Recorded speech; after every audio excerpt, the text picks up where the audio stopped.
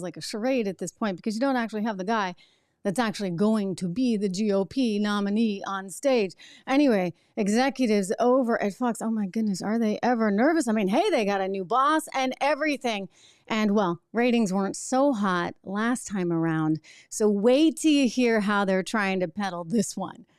Praying, hoping some people tune in. I doubt it's going to happen. Anyway, we got a great show coming up today. Have you guys been wondering what this whole Roman Empire thing is, this whole social media trend going on? And well, full disclosure, they're trying to say this is a male thing. I do think about the Roman Empire a lot. I've written speeches on the Roman Empire. I talk about a lot in the show. And I'm kind of just excited that people are finally now talking about it as well, but there's a reason for it. We'll explain. We are so happy to have here with us coming up live on the program. So I encourage you in the chat. This is live. I can see all of your comments.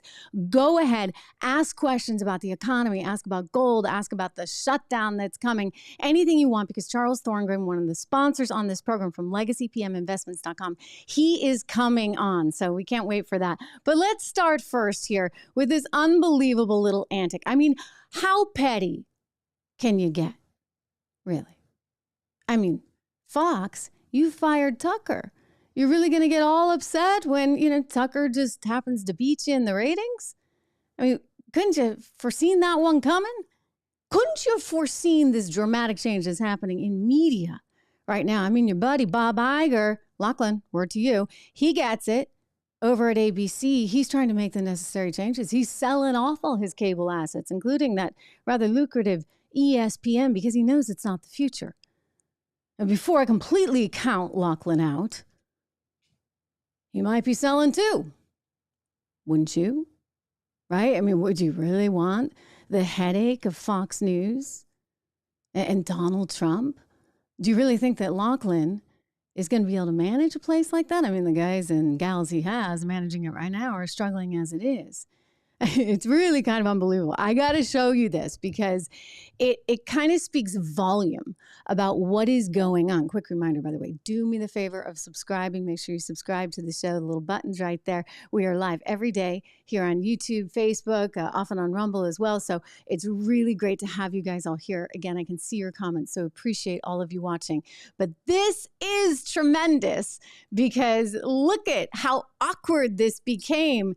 And I don't know what was going on. Like, if I were the anchor, I would have just started talking right over probably whatever was happening there because Trump is insulting Fox while appearing on their air, mentioning how stupid their debate was and what the heck was that all about. And by the way, they didn't get any numbers on it. Let's take a look and the awkward moment that follows with the anchor, who, by the way, had hosted the debate. And we're the only ones going up. They're going down. They're going down, down, down. They ought to stop wasting their time. They're wasting a lot of time with these ridiculous debates that nobody's watching. Their last debate was the lowest rated debate in history. That's a good compliment, isn't it? Now, what was I doing, Marjorie? I was someplace else, wasn't I, huh? I was doing another interview. We had 271 million people listening to the Tucker Carlson interview. That's an all-time record. So here we are, back in the thick of campaign season. We are now just 4 months away from the Iowa primaries. And you see former President Trump in a place where you would expect to see him today and in the days to come, South Carolina. So she's just pretending like that never happened. He never just insulted the debate and pointed out that he did so much better in the ratings with Tucker Carlson. I think he said 261 or something. I've seen corrections in the media because, the media gets all worked up about this and they're like, oh, it's only 250 something. I don't really care. The point is, one was 11 million, maybe 11 and change, and the other's like 200 and something million. Okay, so I think that that's pretty darn clear. The Fox News Corporation and the media can get all bent out of shape about him saying it was a 270 something or 260 something. And they're like, no, it was this. I'm sorry. You had me at 200 million, all right, compared to the 11. So 11 was a pretty good showing under the circumstances. I mean, they didn't have Donald Trump there. And now they're trying to already manage this. I was reading an article this morning in Vanity Fair in which the executives were trying to say, well, we don't expect to get the same kind of tune in, but we're going to broaden this. It's not just going to be on the economy. So it's being hosted, you see, by Fox Business, a network I used to work at. In fact, I have hosted 2 of those presidential debates myself there at Fox Business, and I'm familiar with everything that's going on in the hours preceding this. They're trying to figure out the questions. They're fine-tuning them, this, that, and the other. They have a whole research team that's helping them just to make sure everything is in fact accurate. The problem I have with these debates, and the reason I actually like the interview format better, is because they're very contrived. Super contrived. I mean, it's really annoying because the questions are written out. I actually wrote all my questions. I actually wrote some questions for another anchor too while I was there because, well, why not? I'll spread my generosity. I had so many questions to ask. But my point was, look, you need a little bit more sort of give and take, right? These scripted questions and can you follow up? Can you not follow up? You've got producers yelling about the time. I just don't like it. It's so artificial. And so now they're going to have Stewart, who's very good, by the way. He's got a really good sense of economic policy, what works for the economy, the kinds of policy that will make us better as a country. So I have some faith in him. They've got Dana. I'm not really as familiar with her at all, actually. I know she did host a 2:00 show. I think she does a morning thing now. I'm not as familiar with sort of her depth or ability. Very, very nice person. But I'm confident in Stu just because I've known him for a long time and worked with him. The problem, though, is you just don't have the meat on stage, right? You don't have Donald Trump. So what is this debate really? Are we auditioning for second place? Is that what this is? Because, who cares? It's very clear. It's very clear who the winner is. And I'm sorry, but, DeSantis, who's in second, I guess, to Donald Trump, he's never going to get picked as VP. Let's be uber clear about that. There's no way that Trump is picking him. By the way, he's done everything wrong.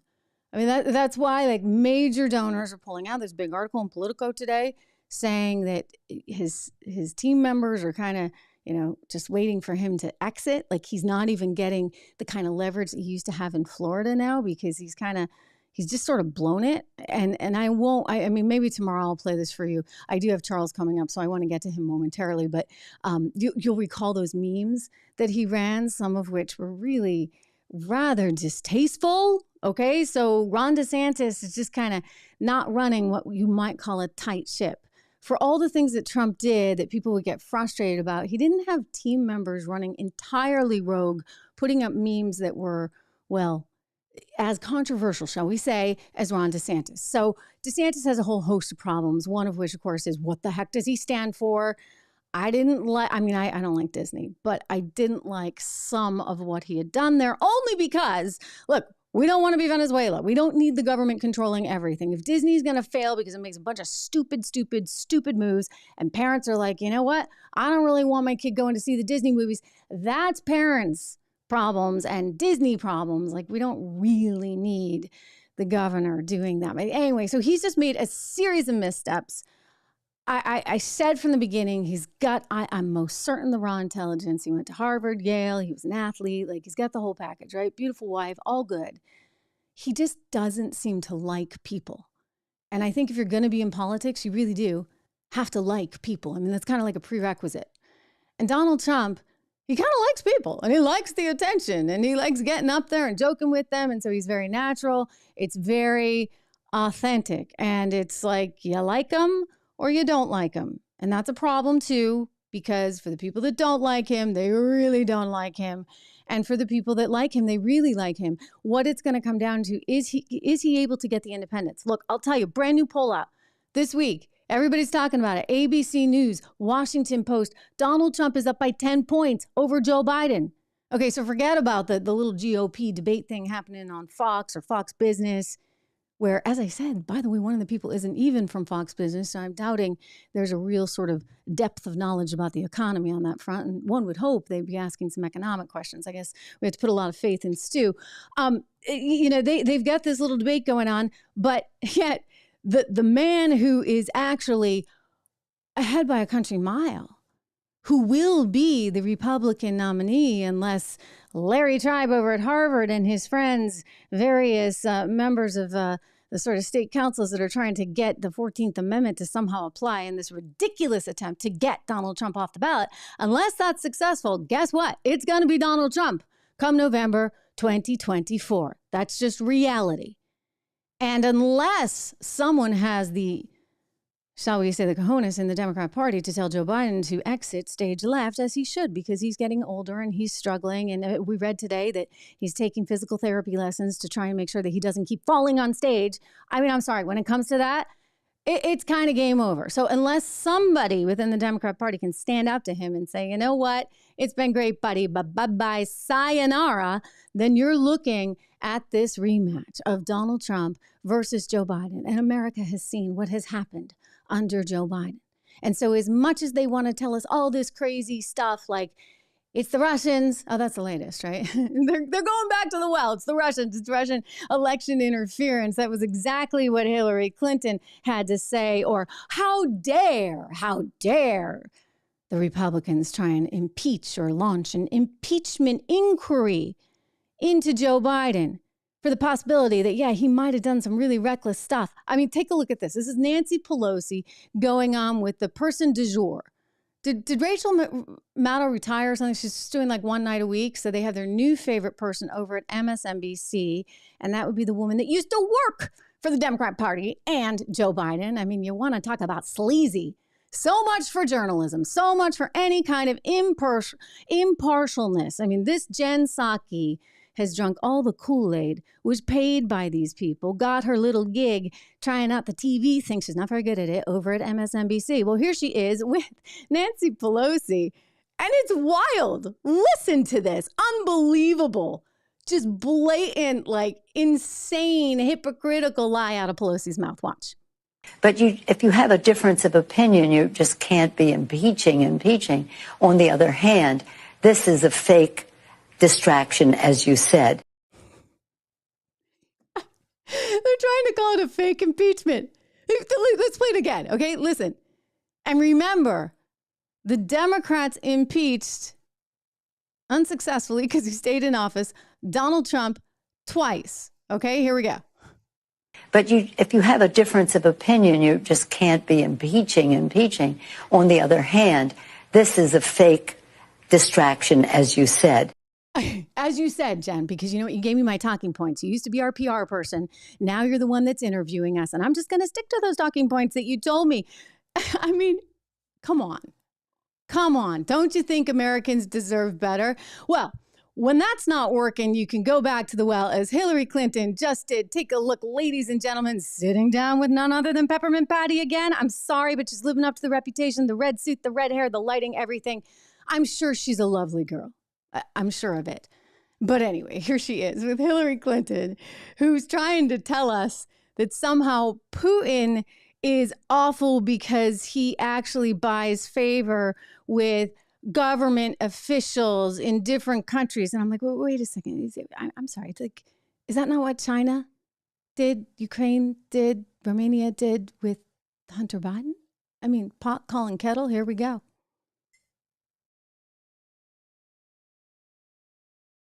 He has intervened in our election in the past. Right. It's not something. Okay, we had a technical issue. Let's go back. Let's see this again. Vladimir Putin has obviously your friend and mine. Yes, indeed. He has intervened in our election in the past. Right. It's not something, as you experienced firsthand, it's not something we talk about a lot. Do you fear that that is something that could be happening for 2024? And do you think we should be talking about it more? Well, I think we should be talking about it more, because I don't think, despite all of the, deniers, there's any doubt that he interfered in our election, or that he has interfered in many ways in the internal affairs of other countries, funding political parties, funding, political candidates, buying off, government officials in different places. Okay, again, I'm sorry. Like, what are we going through with the whole Hunter Biden thing, right? That's what that's about. Oh, and one more, and then we're going to talk about the economy. Charles Thorngren joining us momentarily, but one more just to kind of get your blood boiling, because, I enjoy getting everyone excited here. Eric Swalwell. This one is something else. The guy that took up with Fang, Yang, Fang.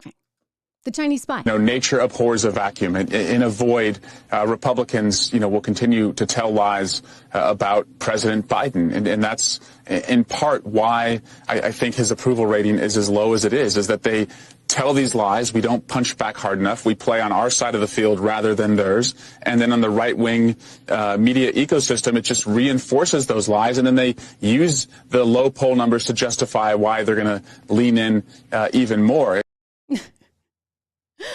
Wow. I mean, it's like they're delusional, and they think that if they just keep saying all this stuff like Bidenomics is working, it's going to be okay. Well, I'll tell you, Bidenomics is not working. We just got the latest inflation report, up 3.5%. Up 3.5% in the month of August. Most of that was attributed, in fact, to a gain in energy prices, because you see oil accounted for the bulk of the inflation gains, and that was up 10.4%. I'm sorry, when you have a president who has absolutely positively no energy plan whatsoever, whose own energy secretary laughed in the face of the Bloomberg reporter that asked her, what is the Granholm plan for energy? And she laughed hysterically. I mean, sickening, right? Because she had no plan, and the answer was just to laugh. These people are not serious people. And we're actually dealing with some pretty catastrophic stuff. So yeah, when you want to, joke about the Roman Empire and the fall of the Roman Empire on Twitter, I'll tell you, I got one little clip I want to play for you from a guy who's so spot on. It's not a joke. Like, this is actual real stuff. I've talked about it for years. I want to introduce to the conversation. Let's see if I can pull this off. So we got Charles Thorngren, who's going to be joining us here. Charles, welcome. Good to see you, my friend.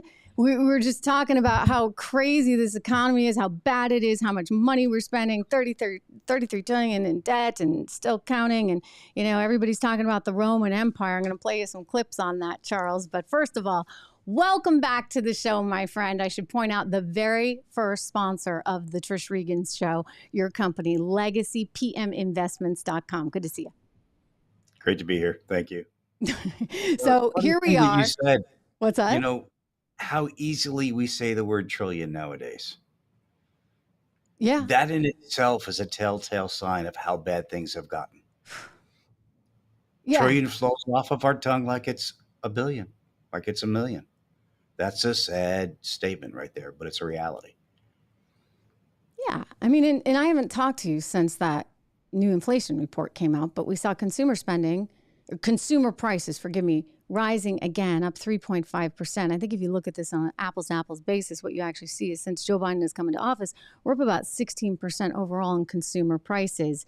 And look, wages have not kept pace with that. I know wages are going up too, but not at a rate that is equal to what we're seeing in the increase in prices. I mean, this is, to me, kind of scary because I just don't know how sustainable that is, especially when you're talking about, government shutdowns and another $24 billion for the funding of Ukraine. Regardless of what you think about Ukraine, like, that is a lot of money. And I'm like, hey, we got to fund the U.S. government and the Ukraine government too. I mean, this is money we don't have, Charles.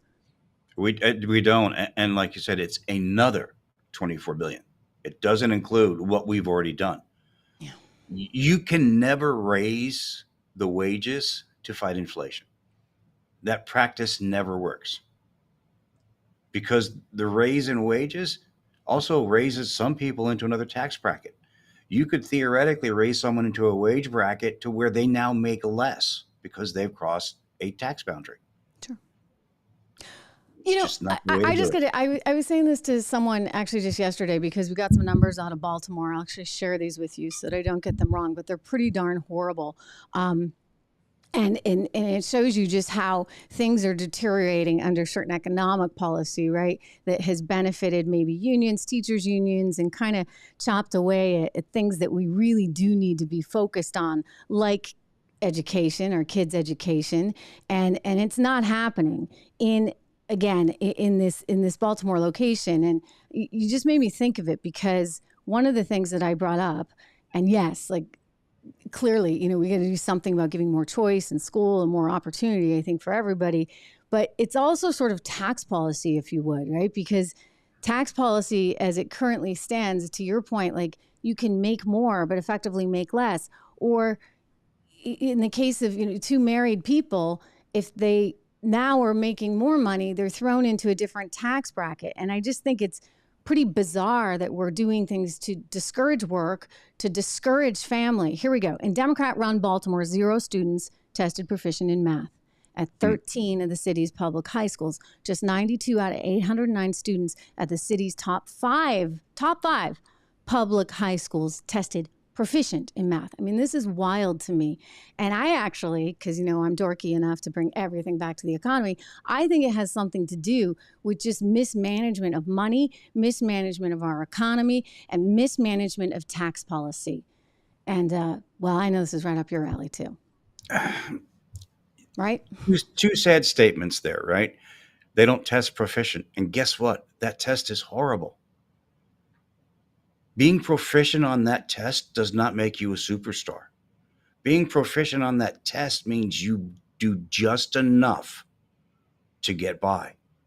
That's not how we succeed. This is not how we take back ownership of inventors, of engineers, of manufacturing in this country.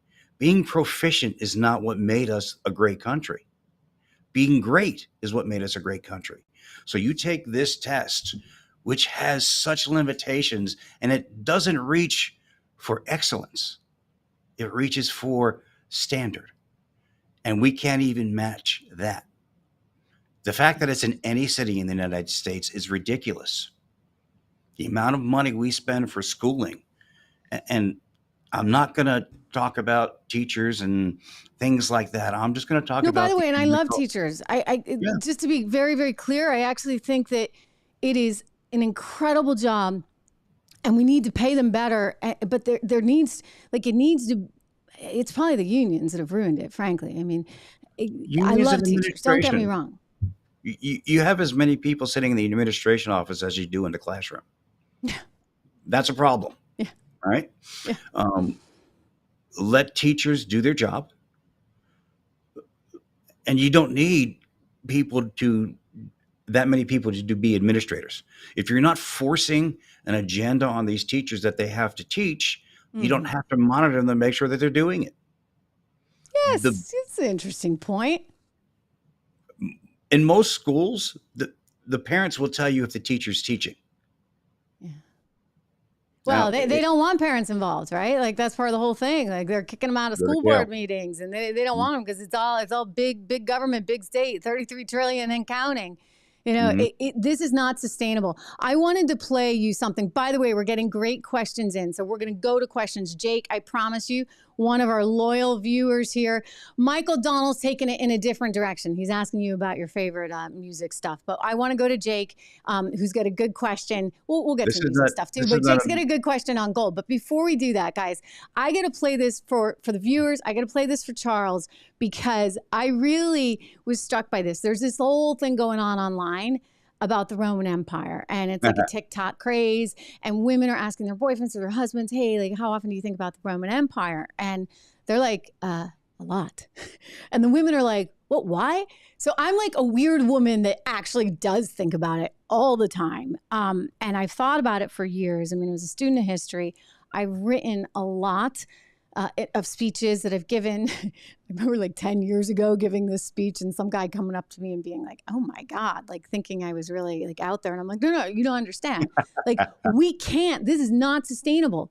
And like, you think about militarily what's going on, all these like wars that we have to fight all around the world, very similar to Rome. You think about keeping people sort of down on the farm, living off the dole, all this stuff, very, very similar to Rome.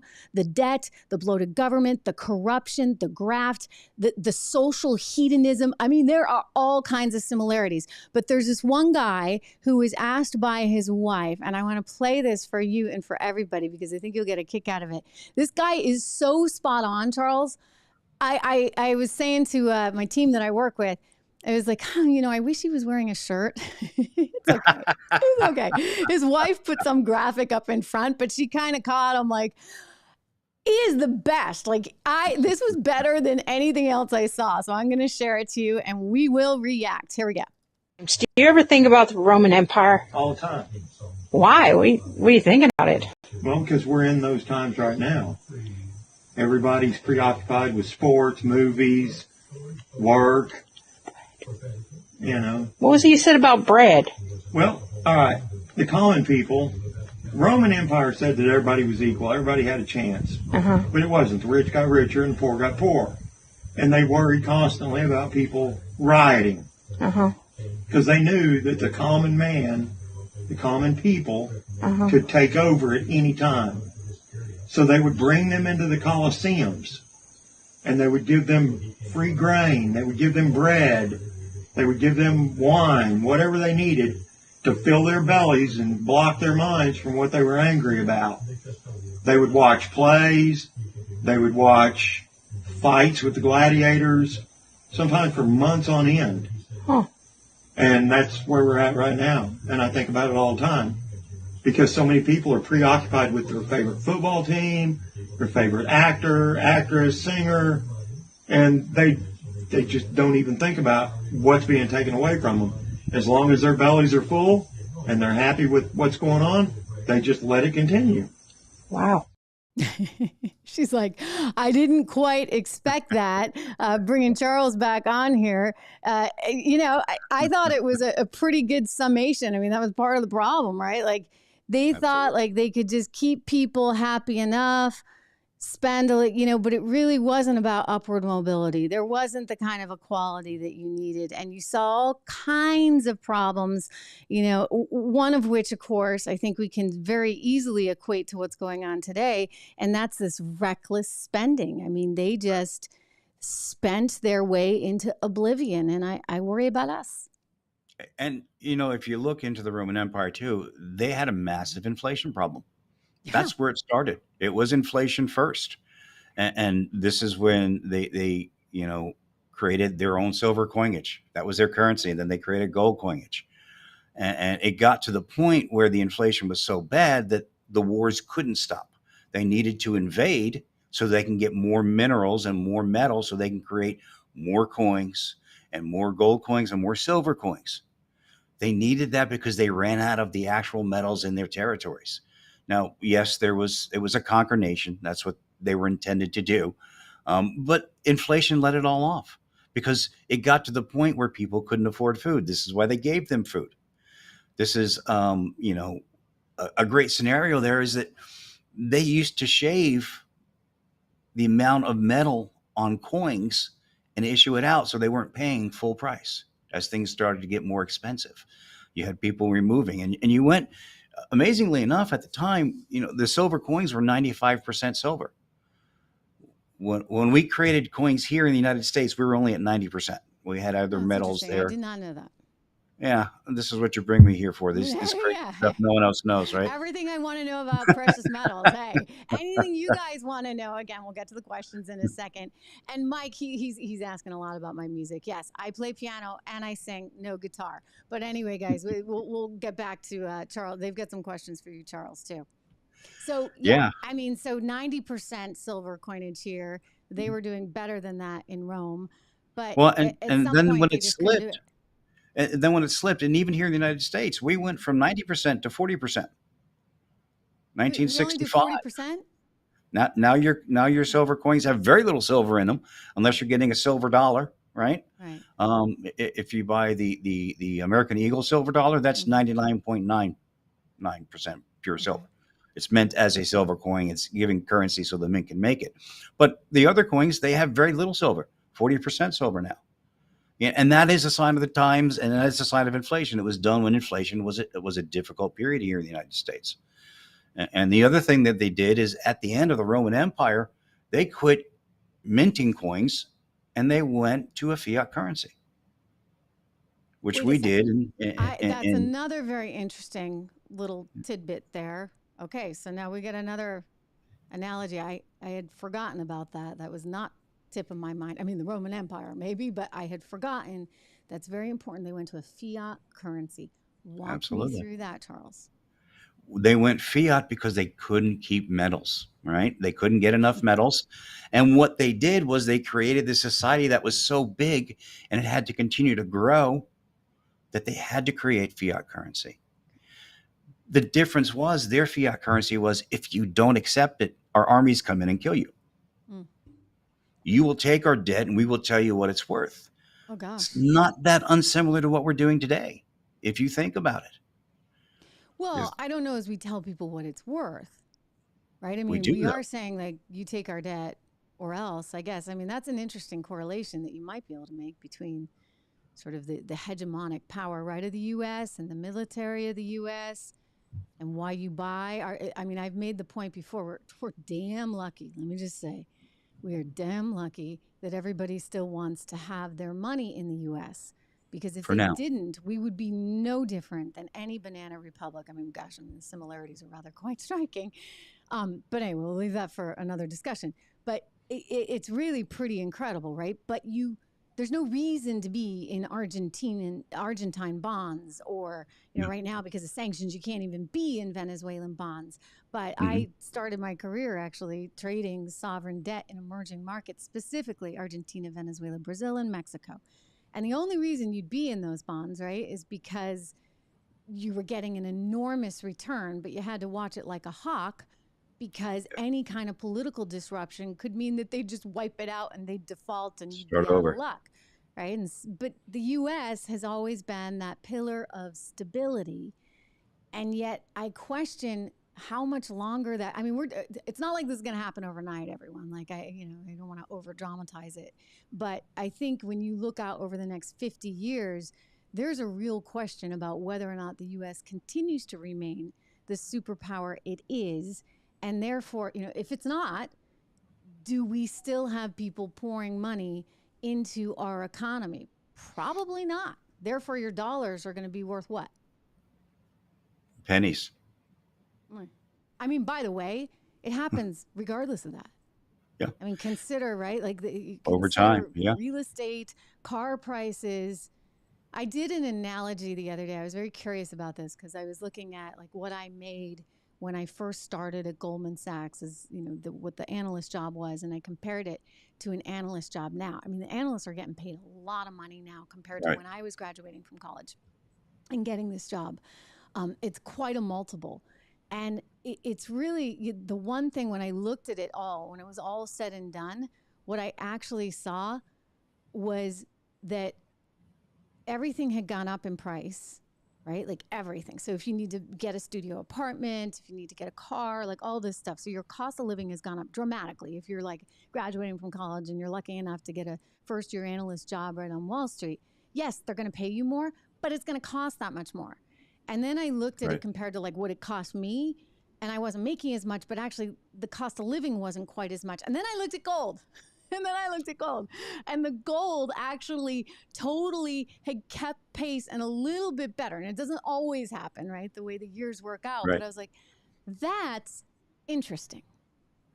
It's not a minute by minute correlation, but it is over time. You pick a series of a couple of years, and it's lockstep. Gold gives you that value. Now, understand that this is not a coincidence. We can thank Hamilton for this. This is how fractional reserve was established to set up with us having an inflationary rate. The government doesn't do it because they don't like us. Whether they like us or not, that's debatable. And I really don't care. I don't think this team likes us. Certainly not me. I don't like them either, so it's okay. I'm okay. We're mutual enemies, and that's fine. But it's done for them. Every bond they write, they get to pay back with cheaper money. It's done specifically for that reason. Oh, so because we're inflating $1 our way out of debt? today, $1 trillion today is nothing 15 years from now. Okay. I see where you're going. It's a grand design. Spot on. Some may say, and if I'm asked in court, I'll say I don't remember if I said this or not. Some may say it's a Ponzi scheme. Ooh. So the government's running a Ponzi scheme of sort. Look, yes, you get your money back. So just for everybody that is tuning into us, we're talking with Charles Thorngren. We're talking about the fall of the Roman Empire, the similarities between that and today, because like this is the big meme on TikTok right now. One of the points that Charles just brought up was how incredible it is that we are effectively deflating our way out of debt. And what he means, I think by that is, if you're a foreign country, or by the way, a U.S., mom and pop investor, I mean, I invest in treasuries. at some point, like if you're holding that treasury debt, but there's so much inflation, then you're not really going to get your money back. I mean, yeah, you may get 4 or 5% on the coupon and your money back. But if inflation is running at 8%, then guess what? That 5%, that's not so hot. You're getting less money. Right. And so if the U.S. is trying to, really do this on a massive scale, then that's exactly what's happening. They can have China invest, and it's a place to park your money, or any other country or any other individual investor. You park your money in the U.S., but at the end of the day, you don't get as much back because of inflation. And so there's a desire, no matter what, to have inflation. And we pay for that, right? The interest rate is paid by us, the people. So the government doesn't even pay for it. It doesn't come out of anything that they produce. Comes out of our taxes. This is why I think I played you this soundbite before, and I don't have it handy, but I will play it for sure for the viewers this week. There was a lawmaker who was actually in charge of the House Finance Committee. He's no longer there. He's since retired, Democrat, who gave this whole speech on how we're like the banker monopoly. We control the money supply, and everybody else just plays the game with it. And I heard that, and I went, you moron. You absolute moron. Sure, you can be the banker in monopoly, but you know what? That didn't end so well. Look at Weimar Republic, Germany, right? Where they had to, have a wheelbarrow worth of Deutschmarks in order to buy a loaf of bread. I mean, when you just print money and print money and print money, same thing in Venezuela. I mean, look at the Bolivar in Venezuela, where they're using it for toilet paper, for goodness sakes, because it's worth nothing. A friend of mine told me it costs less than the toilet paper. Yeah, that's the other thing too. I mean, just from a cost basis, it's cheaper to use it as toilet paper than to buy the toilet paper. Gee. All right. So, I mean, that's why I'm looking at gold today. Gold's down $1,918.70 an ounce, down about $17 there, or about 0.9%. Does this have to do with the belief that the U.S. dollar is going to get stronger because the Federal Reserve is going to have to raise rates again? They passed this time around? Yes, absolutely. Mm-hmm. And we talked about it. I told you that we'd be one more raise this year anyway. Yeah. That whole conversation was just to calm down the markets. We're not going to raise anymore. But they have no choice. They have to raise again next year too. I'm just looking. I know you hate it when I say these things, because I want to get some of these in here, including our good friend Jake, who had a good one. Okay, Jake says hello, Charles. Hello, Jake. He's a young guy. He's in his early 20s, and he wants to know if he should invest in gold now, or is it too early? What would you say? I mean, I'm a big believer in diversification, and to me, gold is part of that. But I'm not giving financial advice. I'll let you take that question on. If you're in your early 20s, you're young. Jake, my son is like 10, and he wants to invest in gold. Literally, he counts his allowance. Not even an allowance. He actually has a job. This is a hardworking kid. He's got a real job that he does on Saturdays, and he keeps his money and he put it in the bank. And he's really annoyed because he's not getting any interest on that money in the bank. And he said, "I want to go buy a gold coin." Anyway, so I'll play this for my son too. But Charles, what's your advice to young people who are interested in investing in gold? Well, Jake, since you specifically asked, but everyone out there. You should invest no matter what age you are, no matter how much money you have.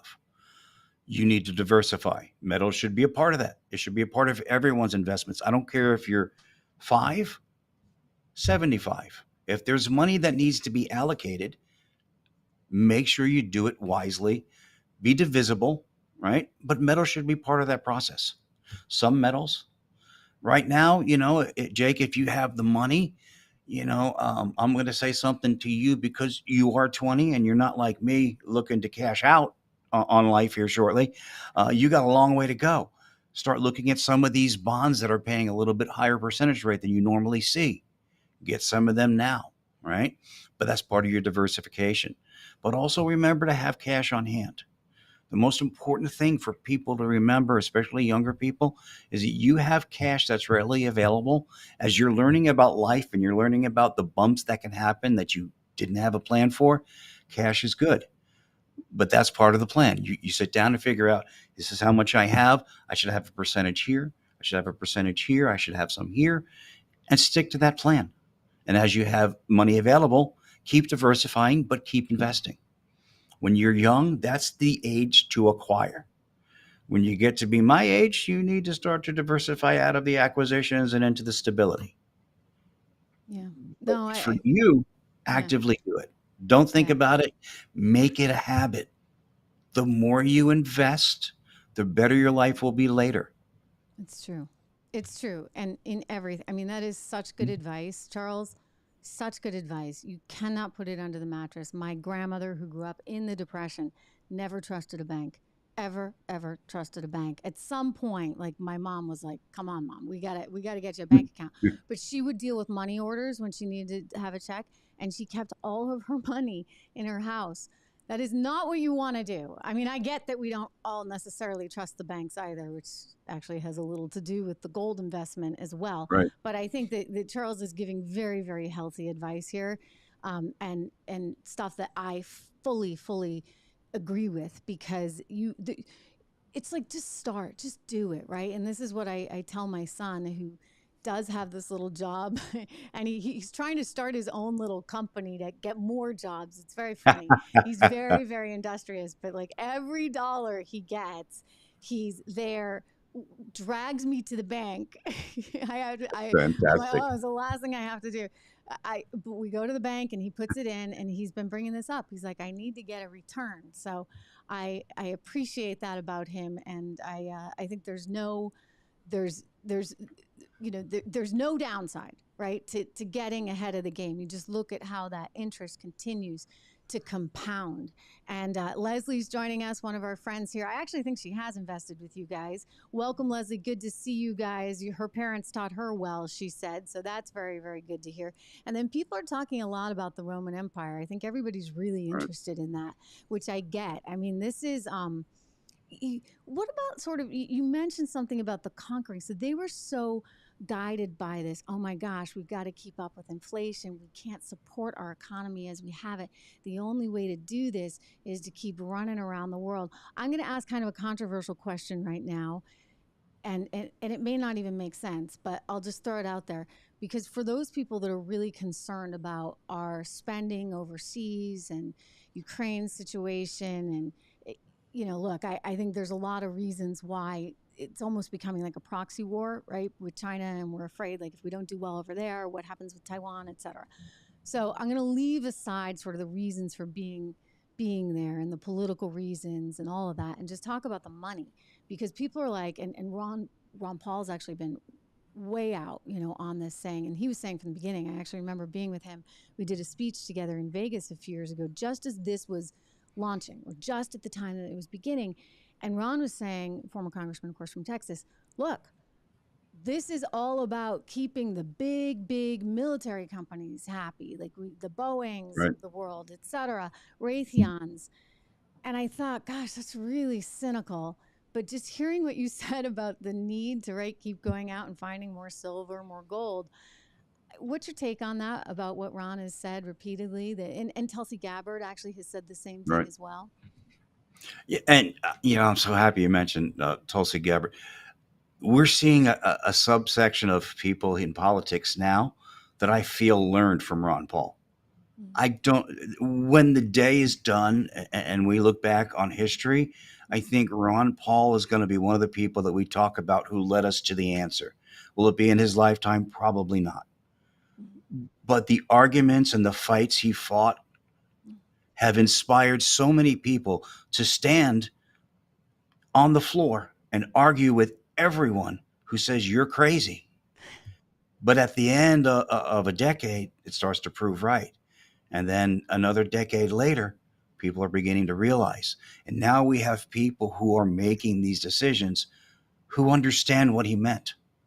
So I think, he never made it to be president. Sad thing, right? But his influence is far greater than it would have ever been had he been just a president.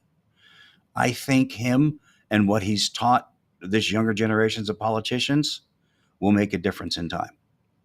So now enough of how much I love Ron Paul. I think you gathered that from that little comment there. Yeah, no, I hear you. Of course, Ron, I want to go to Broken Prophet right now, who has another question. So keep the questions coming, guys, because we just have Charles for a short time, and we're going to get back to some of the political news. But we're live. I You love never Ron know too. what By I'm the way, going to I say. said to Ron, like, did you like talk to Rand about this, like when he was a little kid? Because he's like, no, we didn't really. I'm like, because oh gosh, I torment my kids, right? Like I sit there and talk about treasury and debt and gold and my poor kids. Like he apparently didn't do that to Rand. Rand just kind of picked it up on his own. Broken Prophet said, so, and this is a very good question. Very good question. Should I have actual physical coins or should I have a fund? Like a gold Great fund? question. Great question. Broken. What was Broken Prophet. Broken Prophet.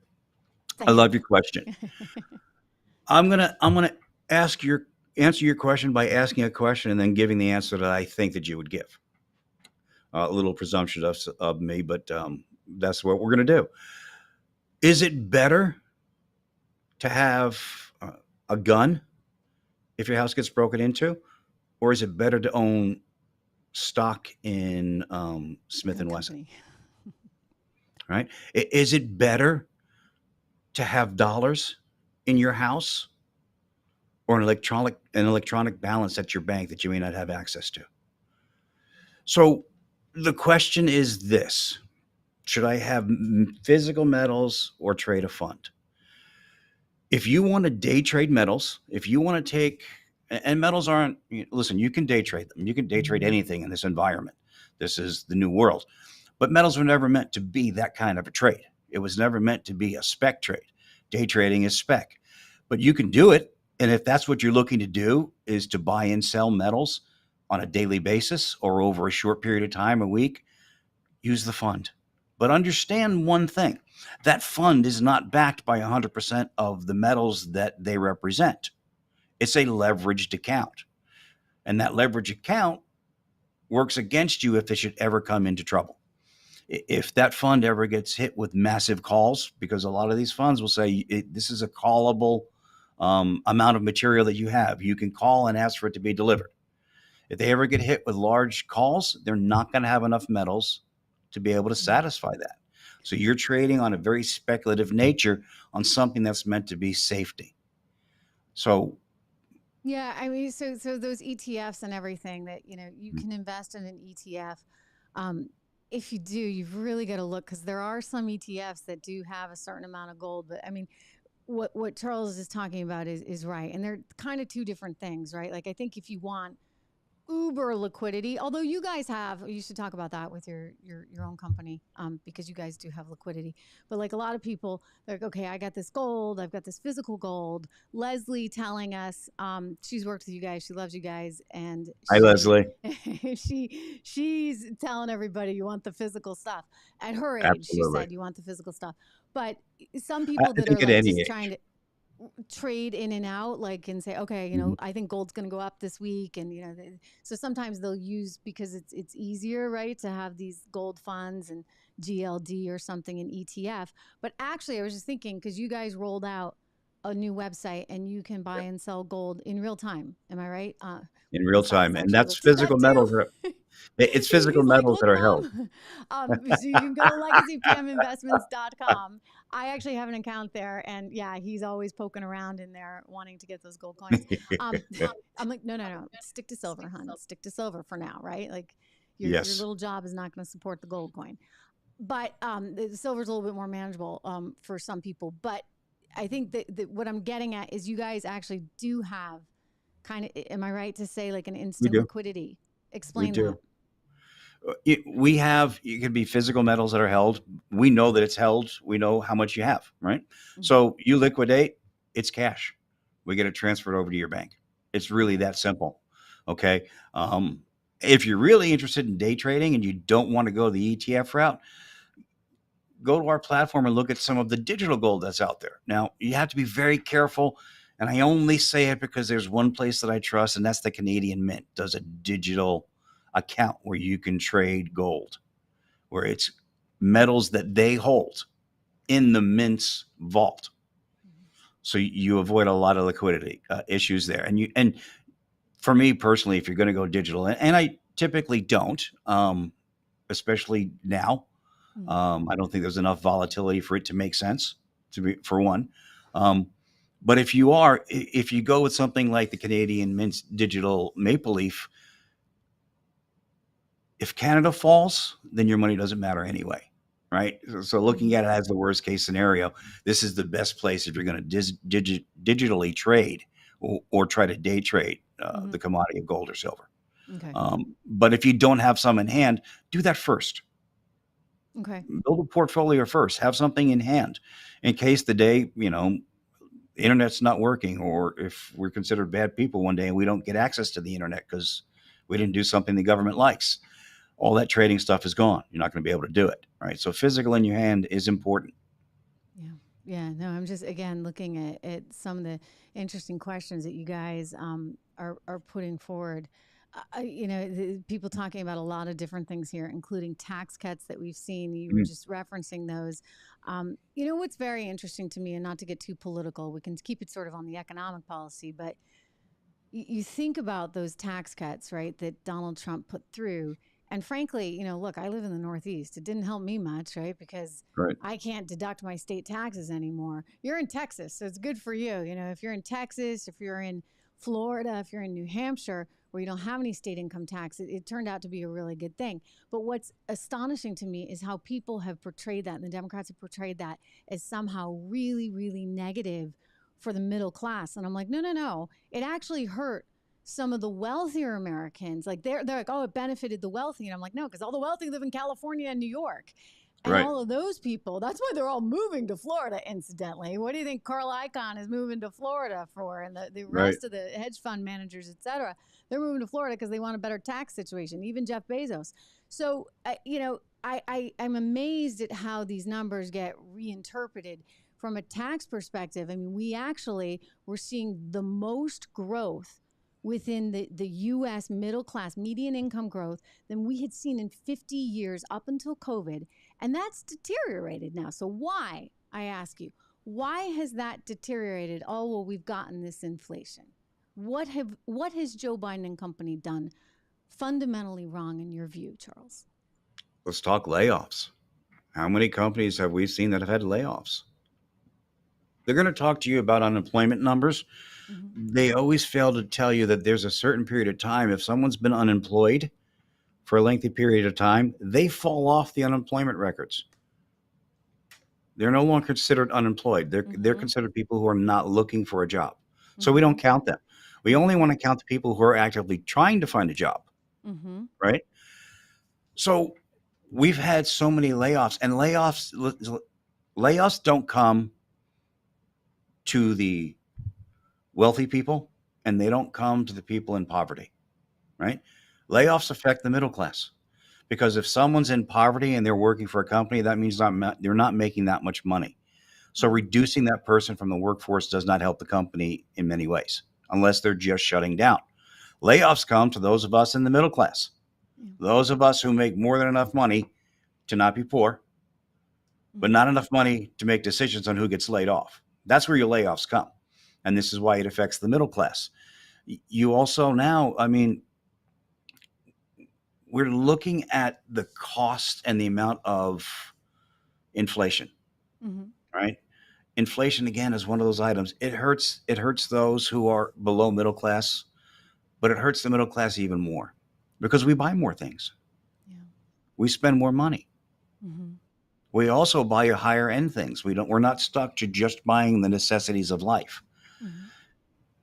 This is why the Fed likes higher inflation or higher interest rates when they want to fight inflation, right? If you raise the interest rates, you make it harder for the middle class to buy things. They don't think it's worth anything anymore. So they quit spending.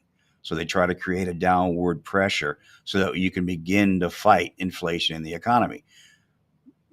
By reducing demand, you don't have to have as much supply. You don't have pricing pressures.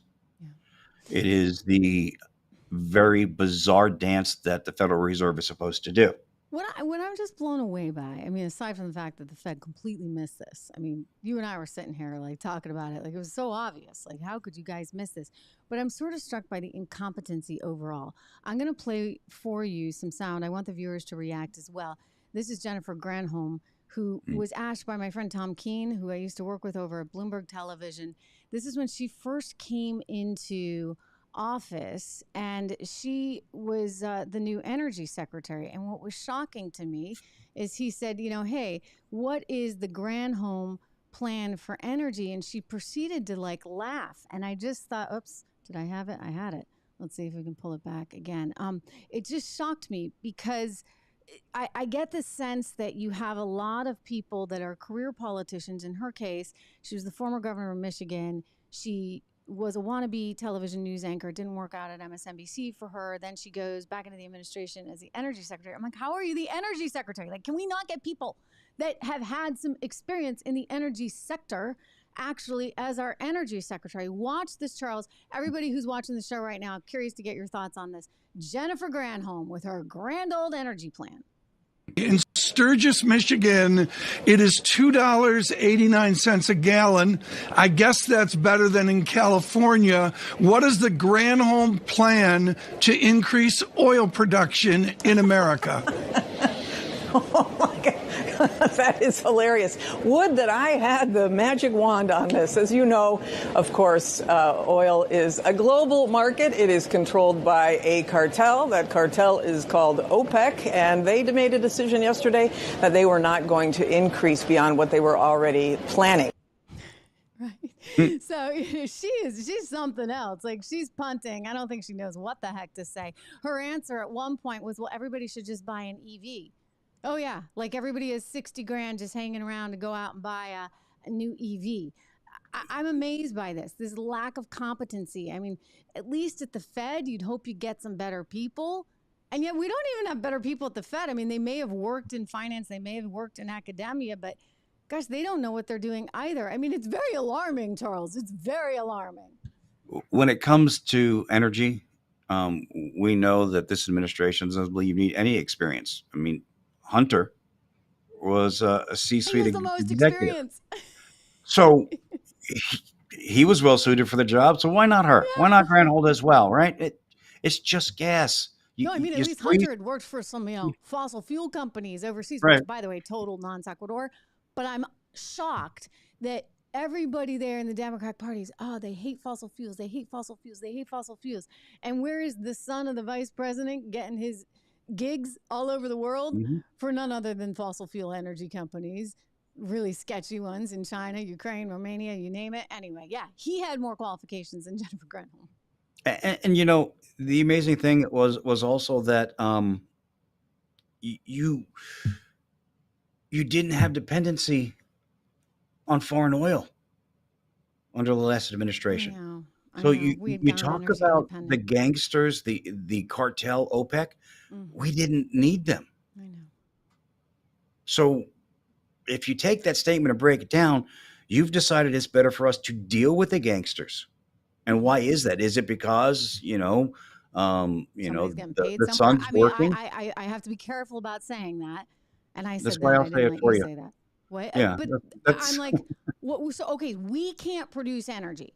We're not allowed to drill in Alaska, but family members that are lobbying for energy companies overseas in Eastern Europe or in China, oh, fine. But I mean, here, I'm going to play you some more sound just to really gets my Irish up. I don't know if you're Irish, so I can't say get your Irish up, but this is Hillary Clinton sitting in front of a giant CGI sign. So remember Hillary Clinton, the global initiative.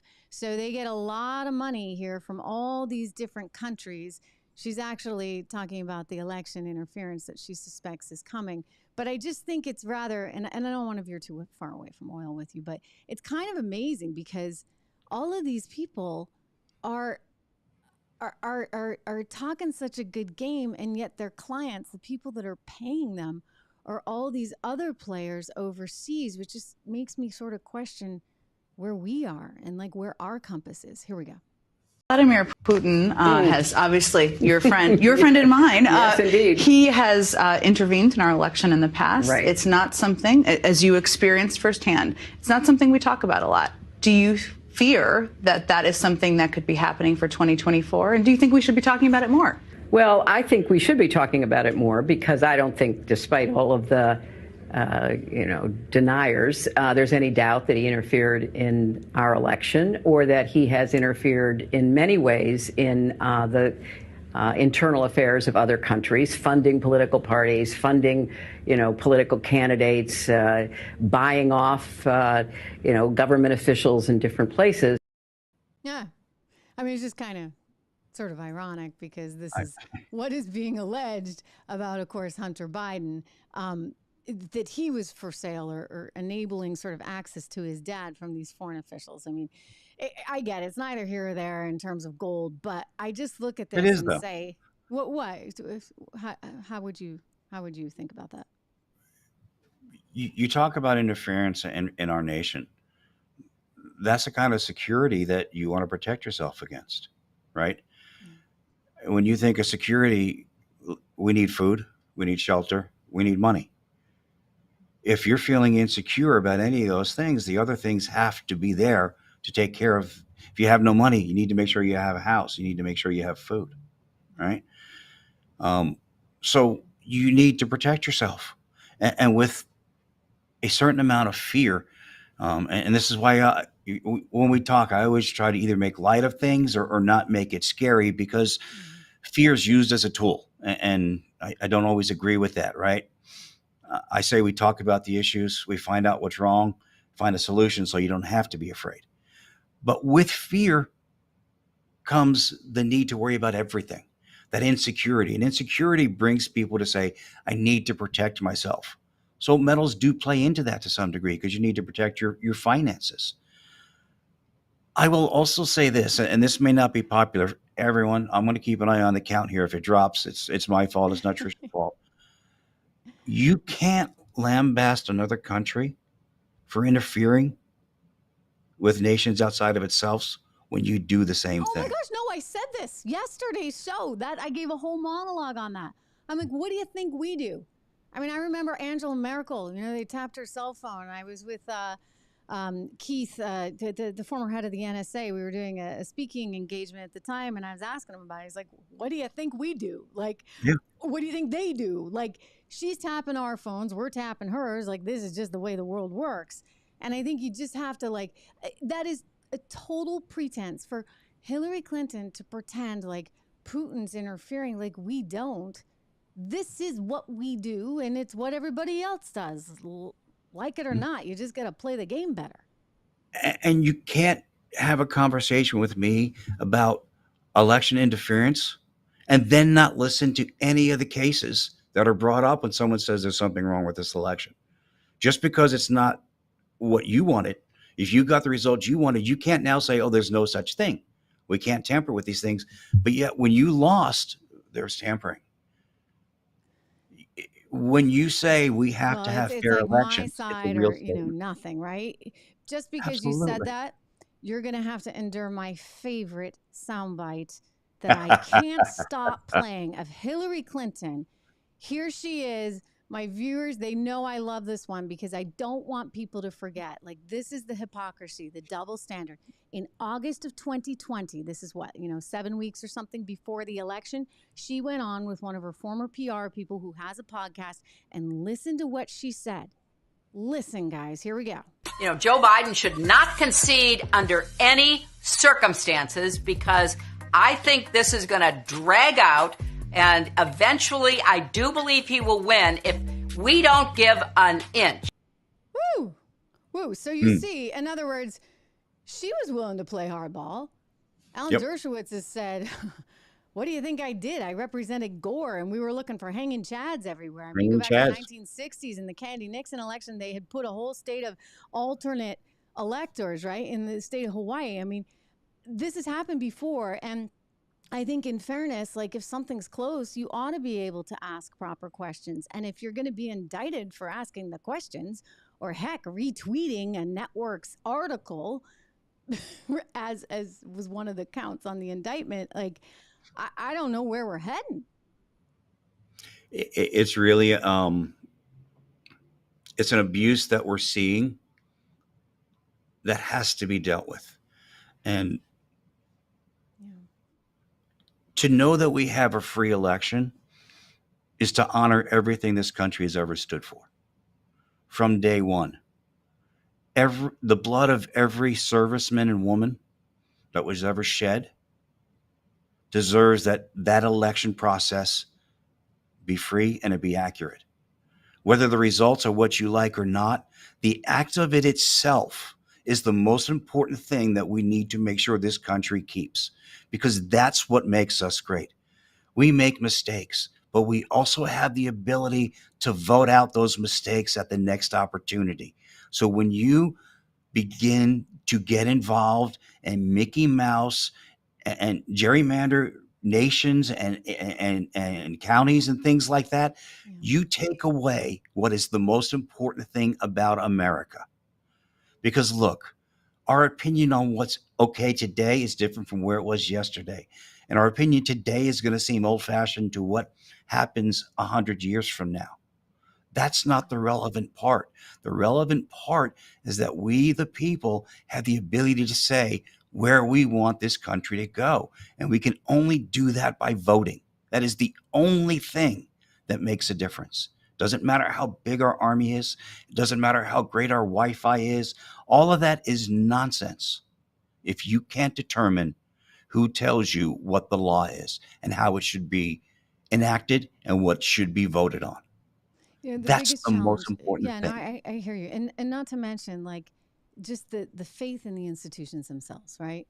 We need to have that faith. And unfortunately, for a variety of reasons, I mean, I pin this a lot on the Democrats and just the constant line. And by the way, you know me, I don't really like either party. Like, the Republicans, they get their share of problems too.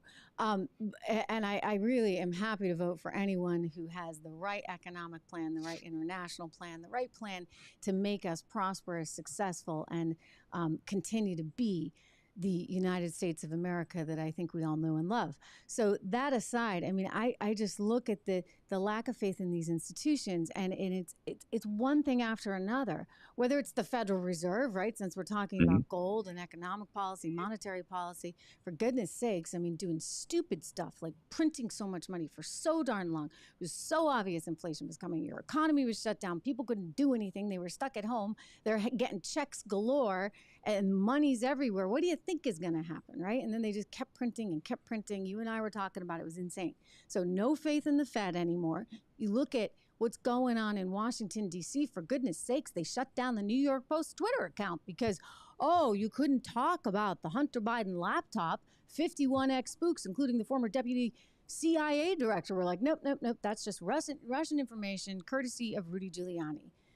I'm sorry. Like, I know everybody wants to blame Rudy for everything, but like, it wasn't misinformation. It wasn't fake. It was real. And you have very important people trying to tell you otherwise. And so people get exhausted from this, Charles. I mean, it turns out that the Trump dossier, the dirty dossier, that those same crew of characters, right, were trying to tell us was real, that was fake. That was actually opposition research, bought and paid for by the Hillary Clinton campaign. That was actual Russian interference that she just talked about that she did not want.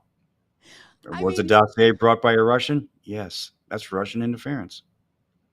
Well, I mean, I would just say, like, come on. Like, at some point, people have to be able to have faith and trust in the system. And it's gotten trickier because we're here. I mean, I'm talking to everybody. You're talking to everybody in this 3D universe. We're looking at their comments. We have this ability to access more people. And so they're trying to shut down the printing press, right? If you would, they don't want this information out. And people are like, well, that makes me trust you less. Like, at least just give me the opportunity to hear it all. Thank you very much. And that's so true. Again, that freedom to disagree, the freedom to speak your mind, the freedom to, for the press to be able to report. I mean, that this is a constitutional right that the government took away from the New York Post. It's a constitutional right. Freedom of the press. Yeah. Freedom of the Milton press. Freeman. Love Milton Freeman. I just put that up. So I'm just, I just learned how to do that. literally right now. Mike, thank you. Michael Donald's a loyal viewer here. He had a good comment there. Milton Friedman, learn it, live it. I love Milton Friedman. You're preaching to the choir here. Charles, I know, loves Milton Friedman as well. You know, Milton wanted to destroy the Fed. Well, He said replace it with a serve no computer. purpose. The Fed serves no purpose. I know that we've talked, and I know they have a tough job, but their job's irrelevant. If you believe in laissez-faire, the market will determine where prices should be. Mm-hmm. We know one thing, and I don't care what industry you choose. If you get government involvement in it, it becomes more expensive and less effective. And now you have the Fed involved, and exactly that. Monetary policy and economics, more expensive and less effective. Yeah, I get it. Listen, it is so good talking to you. I just love talking to you.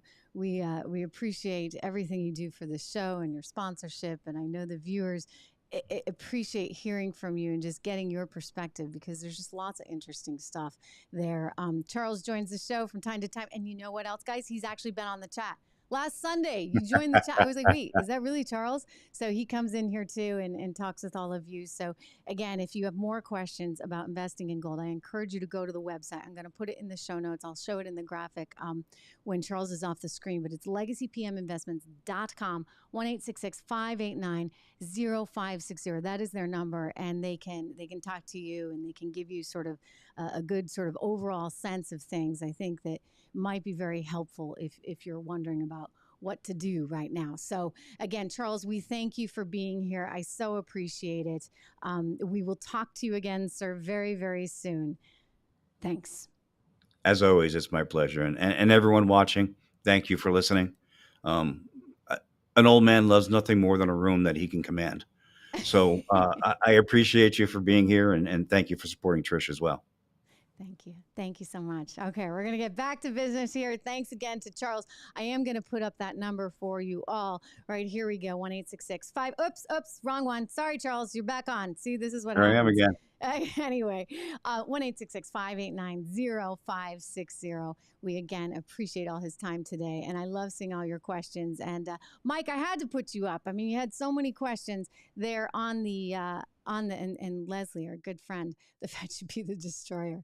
Anyway, I'm not in New Hampshire right now, but I suspect it's not too cold. I can ask my family, all of whom are there. So good to see you guys. It really is. I just want to get back to some of these other things, because we have to talk a little bit more about Hunter Biden briefly before I let you go. I'm really stunned to hear that Hunter just decided to sue everybody. Like, when in doubt, just sue him. Hunter Biden spending big time. I don't know where he's getting the money. Clearly, the IRS isn't getting the money. But anyway, yes, he's suing Rudy Giuliani now as well. He's suing the IRS. He's suing Garrett Ziegler. He's suing John Paul Mac Isaac. That was the Delaware computer repairman, I guess, because the computer repairman called Rudy Giuliani and gave the computer to Rudy Giuliani. And he wants representation against, of course, special counsel David Weiss. I mean, they have got to have one huge legal bill. I was going to say this is so millennial of him, but he's too old. You see, Hunter Biden is not a kid, as they'd like you to think. Hunter Biden is a middle-aged man, older than me. And he's pulling a millennial kind of move, right? Where he's like, oh, let me just go sue.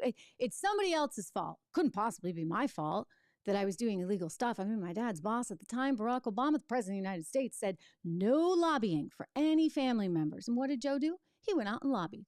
I mean, that in and of itself is a problem, right? And then on top of it, not only did he lobby, he didn't bother to register as a foreign agent. Where is David Weiss on those charges? I know. What is it? Tomorrow we're going to have to see him in court. He tried to get out of it by doing a Zoom. Can you imagine? He thought he could just zoom into his court appearance. Again, he's 3 years old? It's like he's like a kid. They want us to think that. He's not a kid. And he was getting all kinds of money, frankly, that I really don't think he should have been getting. And I think this is going to catch up with him. Pretty soon he's going to sue CBS too, right? Because he's really angry. He sued the IRS because Gary Shapley, one of the whistleblowers, said this. Roy Shapley was a lead IRS supervisory agent in Operation Sportsman, the investigation into Hunter Biden. Shapley said he uncovered conduct that warranted more serious charges. There were personal expenses that were taken as business expenses. Prostitutes, sex club memberships, hotel rooms for purported drug dealers. How much did Hunter Biden owe in taxes? So from 2014 to 2019, it was $2.2 million. I mean, and he's suing them. He's suing the IRS.